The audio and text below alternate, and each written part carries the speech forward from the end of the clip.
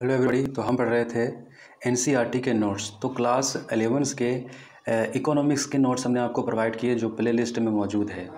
और अब है हमारा क्लास 10 का इकोनॉमिक्स।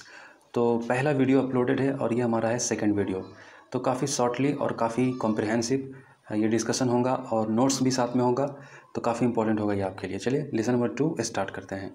भारतीय अर्थव्यवस्था के क्षेत्रक, यानी कि हमारी अर्थव्यवस्था के क्षेत्रक क्या है, हमारी अर्थव्यवस्था किस बुनियाद पर टिकी हुई है और किस ज़माने के हिसाब से जो है किस तरीके से चल रही है।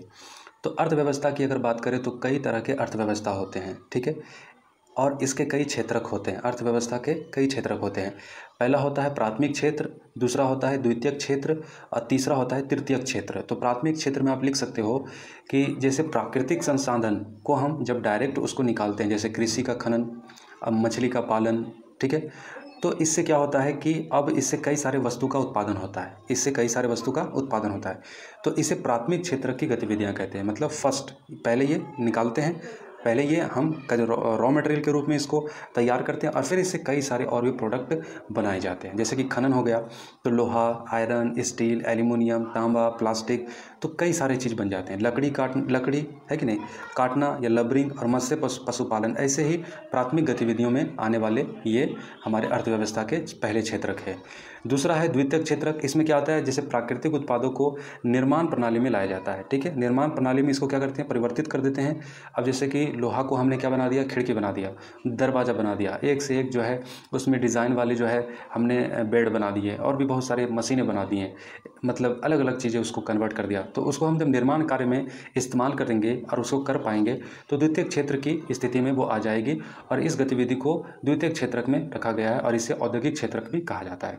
तो चीन जो है उद्योग, कागज उद्योग प्राथमिक गतिविधियों पर निर्भर करते हैं। चीनी उद्योग, कागज उद्योग, ये सब प्राथमिक गतिविधियों में निर्भर करता है। यानी कि इसको हम जो है सेकंड स्टेज पर ला चुके हैं। पहले चीनी क्या था, गन्ना को चीनी बना दिया, ये सेकंड स्टेज में आ गया। पहले कागज़ क्या था, बम्बू था, लकड़ी था, हमने उसको कागज़ बना दिया, अब सेकंड स्टेज में आ गया। और जब उसका व्यापार होगा तो फिर वो तृतीयक क्षेत्रक में आ जाएगा। यानी कि जैसे कि जब उस चीज़ की सेवाएं प्रदान की जाएगी, उत्पादन नहीं करता। मतलब सेवाएं क्या है, सेवाएं इंफ्रास्ट्रक्चर को आसान करता है और सब सर्विसेज को जो है प्रोवाइड करता है। जैसे कि उसमें जैसे शिक्षक हो गया, वो क्या करते हैं, सेवाएं प्रदान करते हैं। बाकी इंफ्रास्ट्रक्चर होता है, शिक्षक अपना काम करता है। द्वितीय क्षेत्र के उत्पादन प्रक्रिया में सहायक करता है। तो सेवा क्षेत्र तीसरा है, जैसे बैंक, शिक्षा आदि, ये सब तृतीय क्षेत्र में, यानी कि सर्विस, ये तृतीय क्षेत्र को आप सर्विस में आप देख सकते हो कि सर्विस जो होता है, जो सेवाएं प्रदान कराता है, यानी कि द्वितीय क्षेत्र के को ईजी बनाने का काम तृतीय क्षेत्र करता है।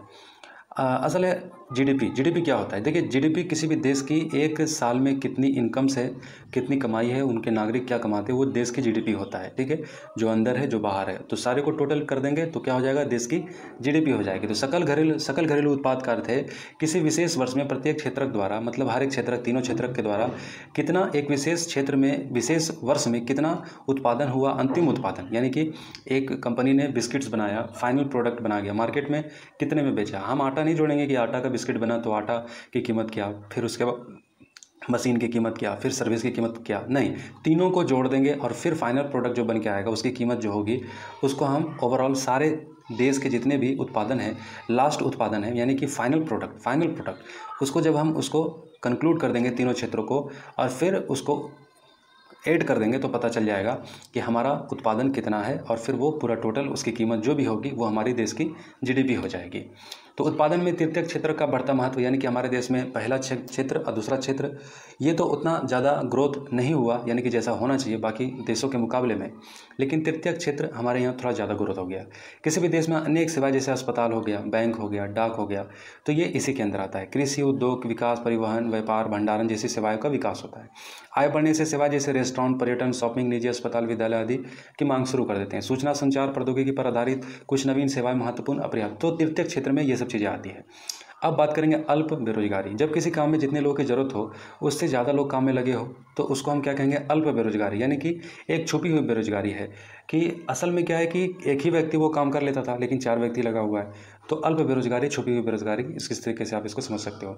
तो इसके मिटाने के लिए सरकार ने प्रोग्राम चलाया था, राष्ट्रीय ग्रामीण रोजगार गारंटी अधिनियम 2005। तो 100 दिन के रोजगार की सरकार की ओर से गारंटी दी गई थी इस योजना के अंदर, और सरकार रोजगार उपलब्ध कराने में सफल रहती है तो वह लोगों को बेरोजगारी भत्ता देती है, तो ये चीज़ भी है। तो संगठित क्षेत्र की बात करें तो रोजगार की अवधि नियमित होती है, सरकार द्वारा पंजीकृत होती है। संगठित मतलब यानी कि जो पब्लिक सेक्टर है, रोजगार की अवधि नियमित होती है मतलब, और पंजीकृत होती है। सरकार नियमों और विनियमों का अनुपालन होता है, इसके कुछ औपचारिक प्रक्रिया एवं कार्यविधि होती है। और असंगठित क्षेत्र होता है कि छोटी और बिखरी इकाइयाँ हैं, अधिकांशतः सरकारी नियंत्रण से बाहर रहती है। नियम विनिमय तो होते हैं परंतु उनका अनुपालन नहीं होता, रोजगार सुरक्षित नहीं होती।